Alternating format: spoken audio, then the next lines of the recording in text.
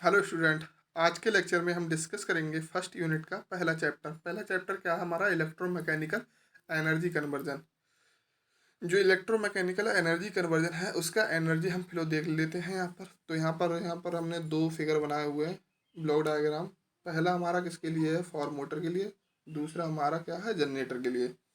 इसमें तीन basic component होते हैं, इलेक्ट्रिकल सोर्स, कपलिंग फील्ड और मैकेनिकल सिंक।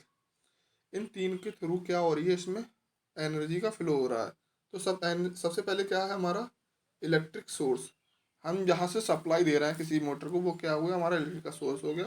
उसके बाद उसमें जो अंदर की प्रोसेस होती है उसमें क्या होते हैं, कुछ लॉसेस होते हैं, जैसे आयरन लॉस है, ओमिक लॉस है, वो सारे लॉसेस होते हैं।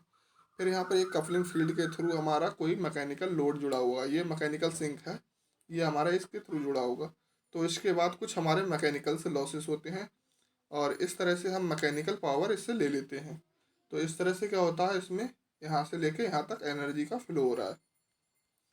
दूसरा क्या है हमारा, दूसरा है हमारा जनरेटर के लिए। जनरेटर के लिए क्या है, हमारा एक मैकेनिकल सोर्स लगा हुआ है।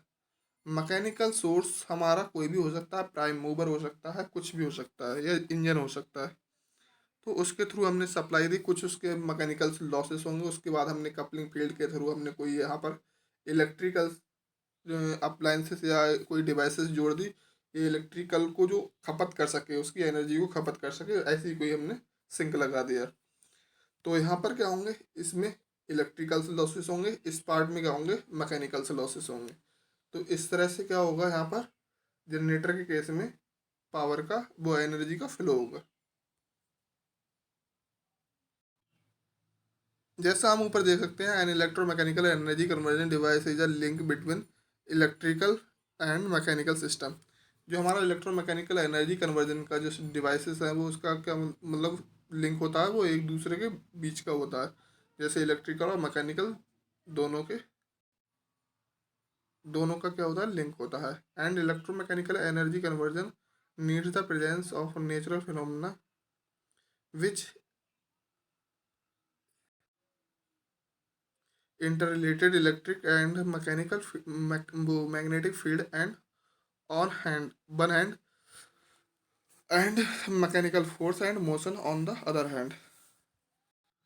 जो इसमें इलेक्ट्रिक मोटर का यूज करते हैं वो क्या करते हैं, हम मैकेनिकल फोर्स को या मैकेनिकल मोशंस को लेने के लिए करते हैं। और जो हमारे जनरेटर केस में क्या होता है, हम मैकेनिकल पावर देने के बाद में उसे इलेक्ट्रिकल सप्लाई लेने के काम में इसका यूज करते हैं।